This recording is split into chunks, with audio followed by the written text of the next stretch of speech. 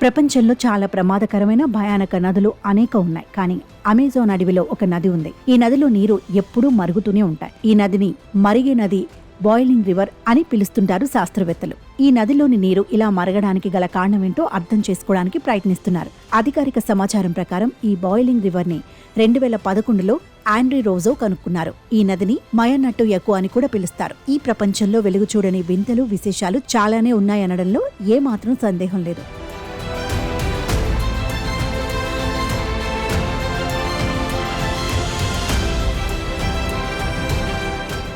సమస్త ప్రాణకోటికి నిలయమైన ఈ భూమిపై వెలుగు చూడని మరెన్నో మిగిలి ఉన్నాయి. నది అనగానే మనకు ఏం గుర్తుకొస్తుంది? కొన్ని కిలోమీటర్ల పొడవున ప్రవహిస్తూ ఉంటుంది. తాగడానికి, జలచరాల మనుగడకు అనువుగా ఉంటుంది. నదిలో నీరు చల్లగా ఉంటుంది. ఇలాంటి ఆలోచనలే వస్తాయి. కానీ తాజాగా వెలుగు చూసిన ఈ నదికి దీనికి పూర్తి విభిన్నం అని చెప్పాలి. ఆ నదిలో నీరు ఎప్పుడు మరుగుతూనే ఉంటాయి. అందులో జీవి కాదు కదా, చిన్న క్రిమి కీటకాలు కూడా బతికేందుకు అవకాశం లేదు. ఆ నదిలో నీళ్లతో క్షణాల్లోనే అన్నం ఉడకబెట్టవచ్చు.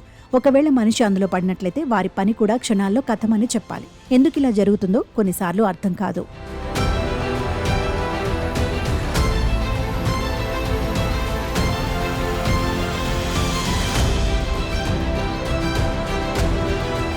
ఈ నదిని కనుగొనడానికి ఆండ్రీ చాలా కష్టపడ్డాడు. ఈ నదిలో నీళ్లు 24 గంటలు మరుగుతూనే ఉంటాయి. 200 డిగ్రీల ఫారెన్హీట్ టెంపరేచర్ కలిగిన ఈ నది పొడవు 6.4 కిలోమీటర్లు, వెడల్పు 82 అడుగులు, 20 అడుగుల లోతు ఉంటుంది. ఈ నదిలోని వాటర్తో గుడ్లు, రైస్, ఇతర ఆహార పదార్థాలను క్షణాల్లో ఉడకపెట్టవచ్చు. అలాగే ఎవరైనా పొరపాటును అందులో పడినట్లయితే ప్రాణాలు కోల్పోవడం ఖాయమని ఈ నదిని పరిశీలించిన శాస్త్రవేత్తలు చెబుతున్నారు. అయితే ఈ నదిలో నీరు 24 గంటలు మరగడానికి గల కారణాలేంటనేది ఇప్పటికీ తెలియరాలేదు.